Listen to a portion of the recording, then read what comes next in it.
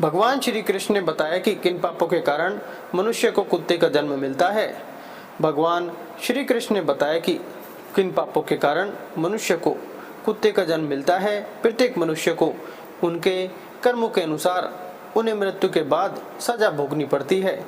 जब उनकी सजा पूरी हो जाती है तो उन्हें पुनः पृथ्वी लोक पर दूसरा जन्म प्राप्त होता है।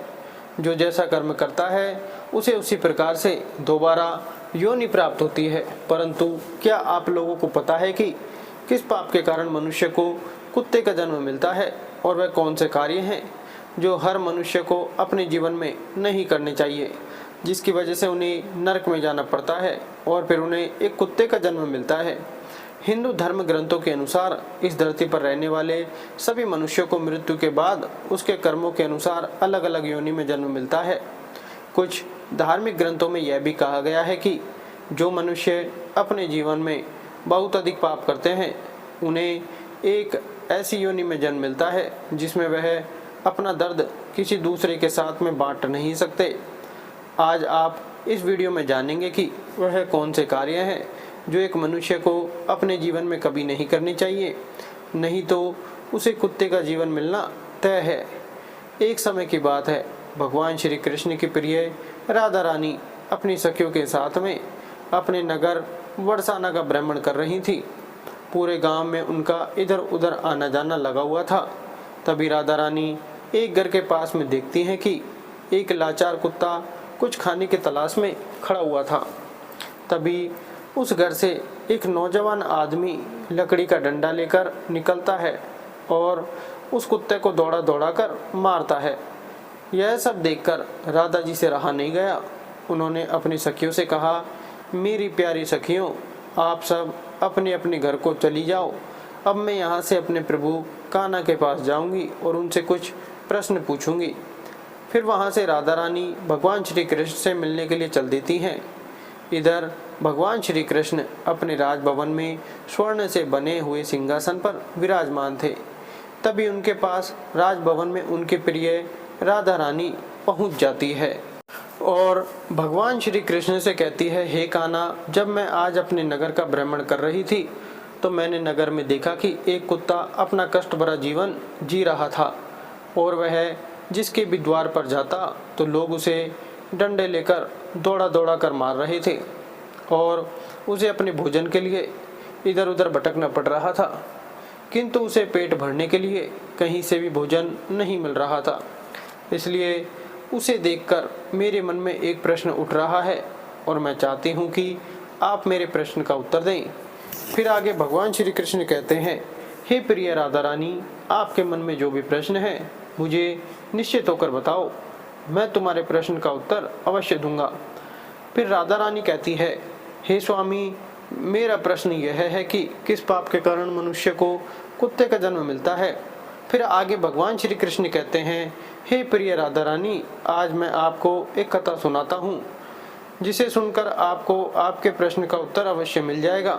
इसलिए हे प्रिय, इस कथा को पूरी अवश्य सुनना। फिर आगे राधा रानी कहती है, हे प्रभु, आप कथा सुनाइए, मैं पूरे मन से इस कथा को सुनूंगी। फिर भगवान श्री कृष्ण कथा सुनाते हुए कहते हैं, हे प्रिय राधा रानी, एक समय की बात है जब भगवान श्री राम अपनी राजसभा में बैठे हुए थे। तभी उन्हें एक कुत्ते के रोने की आवाज़ सुनाई दी। तभी सभा में मौजूद द्वारपाल ने उस कुत्ते को तुरंत वहां से भगा दिया और अगले दिन फिर से वही कुत्ता उसी स्थान पर आकर रोने लगा और द्वारपाल ने इस बार भी उस कुत्ते को वहां से मारपीट कर भगा दिया और सभा के तीसरे दिन भी वही कुत्ता उसी स्थान पर आकर फिर से रोने लगा। तो भगवान श्री राम के मन में एक प्रश्न उठने लगा कि आखिर यह कुत्ता रोज रोज हमारे दरबार के बाहर ही क्यों आता है। और फिर भगवान राम ने उस कुत्ते के रोने का कारण जानना चाहा और द्वारपाल से कहा कि उस कुत्ते को यहाँ बुला करके लाओ।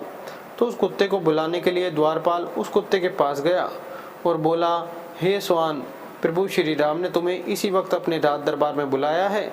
तो वह कुत्ता बोला, हे द्वारपाल, मुझे एक ऐसी योनि में जन्म मिला है जिसका मंदिर, राजभवन, रसोई घर और गौशाला जैसे पवित्र स्थानों पर जाना वर्जित है। तुम जाकर प्रभु श्री राम से कह दो कि वह स्वयं मुझसे मिलने के लिए यहाँ पर आ जाएं। फिर द्वारपाल ने कुत्ते की सारी बातें भगवान श्री राम से जाकर बताईं और ऐसा सुनकर भगवान श्री राम स्वयं उस कुत्ते के पास गए और उससे कहा कि हे श्वान, तुम रोज हमारे राज दरबार के बाहर आकर क्यों रोते हो? तो उस कुत्ते ने भगवान श्री राम से कहा, हे प्रभु, मैंने कोई अपराध नहीं किया है, फिर भी एक सन्यासी ने मुझे पत्थर से मारा है जिसके कारण मेरा पैर टूट गया है और अब मुझे बहुत पीड़ा हो रही है और इसी कारण से मैं रोज आपके दरबार के बाहर आकर रोता हूँ। फिर आगे भगवान श्री कृष्ण कहते हैं, हे प्रिय राधा रानी, उस कुत्ते की पीड़ा को देखकर प्रभु श्री राम को बहुत दुख हुआ। फिर भगवान श्री राम ने अपने दरबारी को अपने दरबार में बुलाया और कहा, हे दरबारी, जाओ और जाकर उस सन्यासी को जहाँ कहीं भी हो उसे ढूंढकर हमारे दरबार में अतिशीघ्र लेकर आओ। भगवान श्री राम की आज्ञा पाते ही उनके 2 सैनिक वहाँ से सीधे सन्यासी की कुटिया पर पहुँच गए और उस सन्यासी को पकड़कर अपने साथ में लेकर के भगवान श्री राम के दरबार में आ गए। फिर भगवान श्री राम ने उस सन्यासी से कहा, क्या यह सत्य है कि तुमने इस कुत्ते को पत्थर मारा है जिससे इसका पैर टूट गया है और यह अब ठीक से चल भी नहीं पा रहा है? इसने क्या अपराध किया था जिसके कारण तुमने इस बेजुबान कुत्ते का पैर तोड़ दिया है? तब वह सन्यासी कहता है, हे प्रभु, मैं भिक्षा मांगकर रास्ते से जा रहा था, तभी इस कुत्ते ने मेरी भिक्षा का अन्न छू लिया था और इसी वजह से मुझे क्रोध आ गया और मैंने पत्थर उठाकर इसको जोर से मार दिया जिसके कारण इसका पैर टूट गया। सन्यासी की यह बात सुनकर भगवान श्री राम ने कहा, क्या आपको पता है कि यह एक ज्ञान विभिन्न पशु है, यह अपना पेट भरने के लिए ऐसा करते हैं और इनको इतनी अक्ल नहीं है कि ऐसा नहीं करना चाहिए, और यदि इस कुत्ते ने आपके अन्न को छू लिया था तो इसका कोई अपराध नहीं है और ऐसा करना तो इनकी स्वाभाविक प्रवृत्ति है और इतनी सी बात के लिए आप इस कुत्ते को इतनी बड़ी सजा नहीं दे सकते हैं। और अपराध इसने नहीं, अपराध तो आपने किया है जो एक सन्यासी होकर इस कुत्ते का पैर तोड़ दिया है, इसलिए आप ही इसके अपराधी हैं। फिर आगे भगवान श्री कृष्ण कहते हैं, हे प्रिय राधा रानी, भगवान श्री राम उस कुत्ते से कहते हैं कि हे स्वान, यह सन्यासी तुम्हारा अपराधी है और तुम जो चाहो वह सजा इसको दे सकते हो। फिर भगवान श्री राम की यह बात सुनकर उस कुत्ते ने कहा, हे प्रभु, इस सन्यासी को किसी नगर का राजा बना दिया जाए। तो श्री राम ने उस कुत्ते की बात को स्वीकार कर लिया और उस सन्यासी को सुंदर वस्त्र पहनाकर एक घोड़े पर बिठा दिया और उस सन्यासी को एक नगर का राजा बना दिया।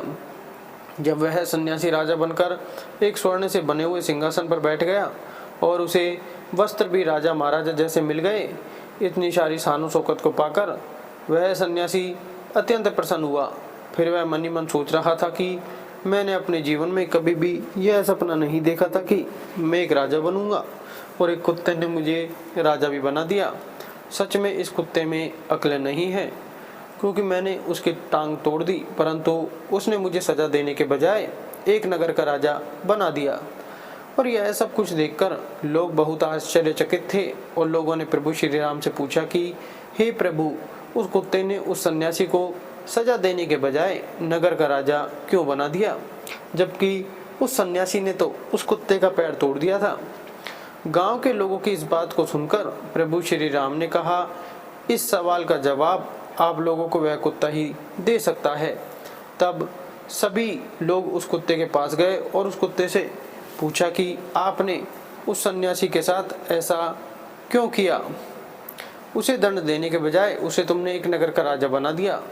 तो वह कुत्ता मुस्कुराते हुए बोला, तुम जानना चाहते हो कि मैंने उस सन्यासी को सजा देने के बजाय उसे नगर का राजा क्यों बना दिया। फिर आगे भगवान श्री कृष्ण कथा को सुनाते हुए अपनी प्रिय राधा रानी से कहते हैं, हे प्रिय राधा रानी, वह कुत्ता उन सभी लोगों से कहता है कि ध्यान लगाकर सुनो, न्याय करने वाला राजा और घर पर पहुंचे याचक को भगाने वाला और दूसरे की संपत्ति को हड़पने वाला और किसी गरीब पर अत्याचार करने वाला दूसरे जन्म में कुत्ता ही बनता है और यही सत्य है, इसमें कोई संदेह करने वाली बात नहीं है। एक राजा ही सबसे पहले गरीबों को सताता है और उनकी संपत्ति को हड़प लेता है। फिर आगे वह कुत्ता कहता है, मैं भी पिछले जन्म में एक राजा था और मैंने गरीबों को खूब सताया था और उनके मेहनत का धन खूब हड़पा था और मैंने भी लोगों के साथ बहुत अन्याय किया था और बेसहारा लोगों को और गरीबों की ज़मीनों को हड़प लिया करता था और अपने से छोटे लोगों पर खूब अत्याचार करता था, जिसके कारण मुझे इस जन्म में कुत्ते का जीवन मिला है और अब मैं अपने पापों का फल भोग रहा हूँ। और मैंने उस सन्यासी को इसलिए राजा बनाया है ताकि उसे भी अगले जन्म में कुत्ते का जीवन मिले और तब उसे पता चलेगा कि कुत्ते की ज़िंदगी कैसी होती है और अपना पेट पालने के लिए कितने लोगों से मार खानी पड़ती है और हम कुत्तों का जीवन आसान नहीं होता है। कथा को आगे कहते हुए भगवान श्री कृष्ण कहते हैं, हे प्रिय राधा रानी, यह वही लोग हैं जो पाप धोने के लिए गंगा जी में जाते हैं किंतु वहाँ से आते ही फिर से पाप करना शुरू कर देते हैं और फिर आगे राधा रानी से कहते हैं, हे प्रभु, क्या गंगा जी में पाप नहीं धुलते हैं? तो भगवान श्री कृष्ण मुस्कुराते हुए कहते हैं, हे प्रिय राधा रानी, गंगा जी में वही पाप धुलते हैं जो अनजाने में हो जाते हैं। जानबूझकर किए गए पाप कभी नहीं धुलते हैं और गंगा जी में स्नान करने से वही मनुष्य पवित्र होता है जिसका मन साफ होता है और मन में कोई छल कपट नहीं होता है तथा मन में गंदे विचार नहीं होते हैं और गंगा जी में छल कपट करने वाले और दूसरों की बहन बेटियों पर बुरी नज़र रखने वाले लोगों का कुछ नहीं होता है और प्रत्येक मनुष्य को अपने कर्मों का फल अवश्य मिलता है। इसलिए आप लोगों से हाथ जोड़कर विनती है कि किसी बेजुबान जानवर को अगर हम लोग एक समय का भोजन नहीं दे सकते तो उन्हें कष्ट पहुंचाने का भी हमें कोई हक नहीं है। और आप लोगों से मेरा निवेदन है कि किसी भी बेजुबान जानवर को कभी भी कष्ट नहीं दें। यदि कोई कुत्ता या बेजुबान जानवर आपके द्वार पर आता है तो उसे यदि आप रोटी नहीं दे सकते तो उसे मारना भी मत, क्योंकि वह भी एक जीव है, उसे भी दर्द होता है और ईश्वर सबके पापों को देखता है। इस प्रकार से भगवान श्री कृष्ण ने अपनी प्रिय राधा रानी को बताया कि कौन से पापों के कारण मनुष्य को कुत्ते का जन्म मिलता है। वीडियो अच्छी लगी तो वीडियो को लाइक करें, चैनल को सब्सक्राइब जरूर करें। धन्यवाद।